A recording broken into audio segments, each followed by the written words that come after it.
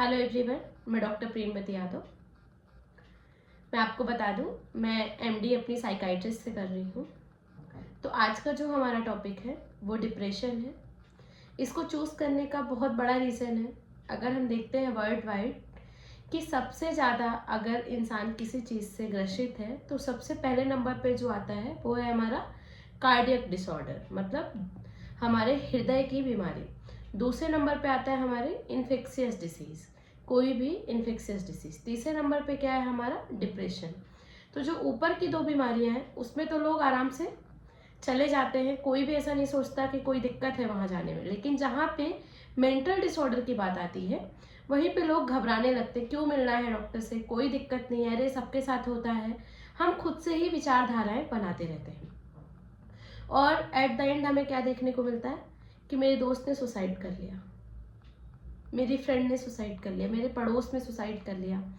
तो हम कहीं ना कहीं सुसाइड को रोक सकें, किसी को गलत कदम उठाने से बचा सकें, आज हम इसके बारे में बात करेंगे। अगर आपके आसपास भी कोई ऐसे लोग हैं, अगर आपको लगे कि वो इन चीज़ों से जूझ रहे हैं तो आप उनको ज़रूर बताएं।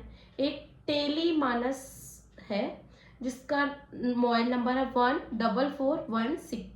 यहाँ पे क्या होता है 24/7 अवेलेबल है। यहाँ पे आप अपने मन की बात बता सकते हैं। वहाँ पे कस्टमर केयर आपका फ़ोन उठाएंगे, वो डॉक्टर को ट्रांसफ़र करेंगे और वो जो आप बात करेंगे ना वो बात कहीं भी शेयर नहीं होगी। यहाँ तक कि वहाँ के जो स्टाफ है ना उनको भी आपके बारे में नहीं पता होगा कि आप कौन हैं और क्या हैं।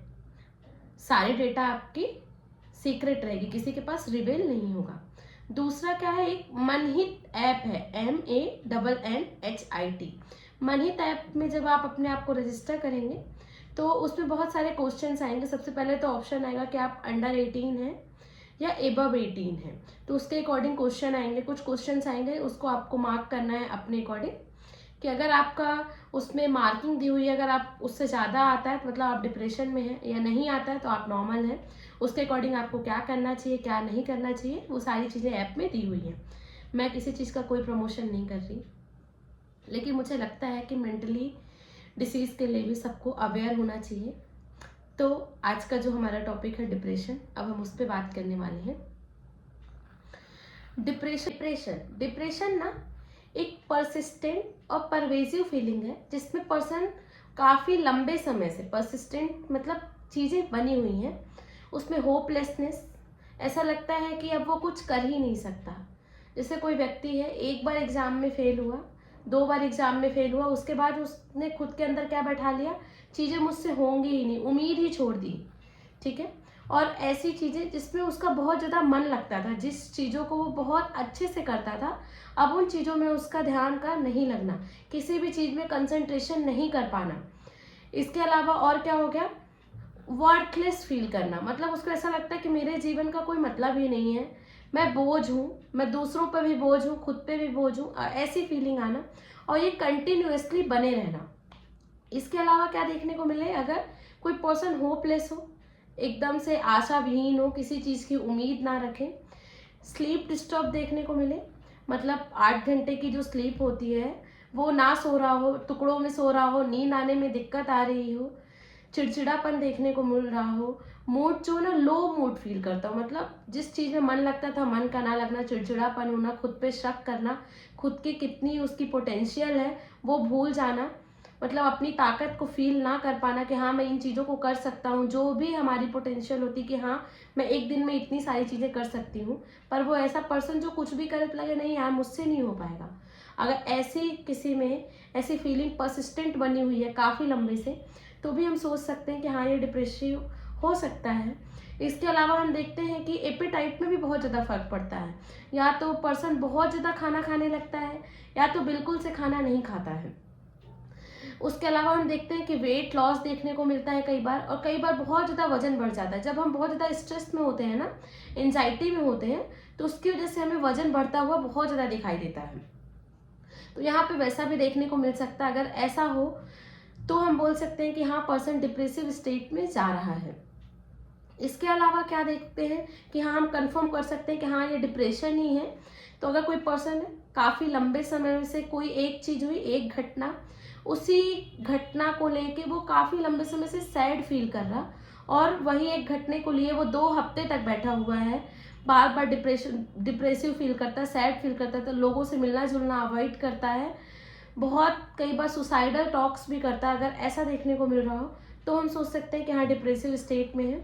सेकेंड पॉइंट में हम ये देखते हैं कोई पर्सन है बहुत लो फील करता है, यार मैं तो एकदम से थक चुकी हूँ, जीवन ना बिल्कुल अच्छा नहीं चल रहा, मेरे साथ तो सिर्फ बुरा ही बुरा हो रहा, कुछ भी अच्छा हो ही नहीं रहा। अगर ऐसा स्टेट ना लो फील करना 2 साल तक कंटिन्यूसली बना हुआ है तो भी हम कहेंगे कि हाँ ये पर्सन डिप्रेशन से सफ़र कर रहा है। इसके अलावा हम बात करते हैं कि इसके लिए हम क्या कर सकते हैं। तो सबसे पहले जैसा मैंने बताया, मनहित ऐप आपकी बहुत ज़्यादा मदद करेगा। ये निःशुल्क है, किसी भी तरह का कोई चार्ज नहीं है। उसके अलावा टेलीमानस का जो नंबर है उस पर भी आप कांटेक्ट करिए, वो भी 24/7 अवेलेबल है। तो आप अपने आसपास वाले लोगों को भी अवेयर करिए कि जैसे हमारी फिजिकल बीमारियां हैं वैसे ही हमारी मेंटल बीमारियां हैं। सिर्फ फिजिकली ठीक होने से, सोशली ठीक होने से कोई इंसान स्वस्थ नहीं होता, मेंटली भी ठीक होना होता है एंड इमोशनली भी ठीक होना उतना ही ज़रूरी है।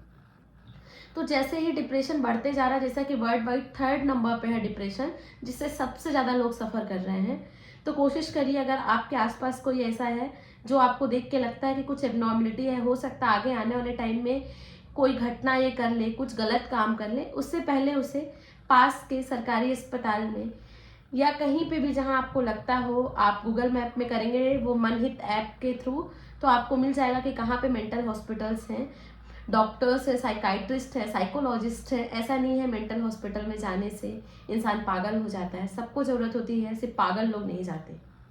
ठीक है, हो सकता है मैं आपके सामने बैठी हूँ, मैं भी स्ट्रेस से जूझ रही हूँ, तो मुझे भी मिलना चाहिए, या आप अगर सुन रहे हैं आप जूझ रहे हैं तो आपको ही मिलना चाहिए। और अगर आप किसी अस्पताल में जाने में आपको लगता है कि नहीं जा सकते, क्या सोचेंगे लोग, मुझे जज करेंगे, तो आप मुझे भी कांटेक्ट कर सकते हैं। मेरा कांटेक्ट नंबर है 7415107494 पे। आप मुझसे काउंसलिंग भी करा सकते हैं अपनी, कि क्या क्या करना है, कैसे करना है। तो आई होप आप लोग अपना ध्यान रखेंगे, फिजिकली फिट होने के साथ मेंटली भी फिट रहेंगे। किसी भी तरह की जानकारी के लिए आप मुझे व्हाट्सएप पे पहले मैसेज करें, उसके बाद मैं आपसे कांटेक्ट कर लूँगी। Thank you for watching.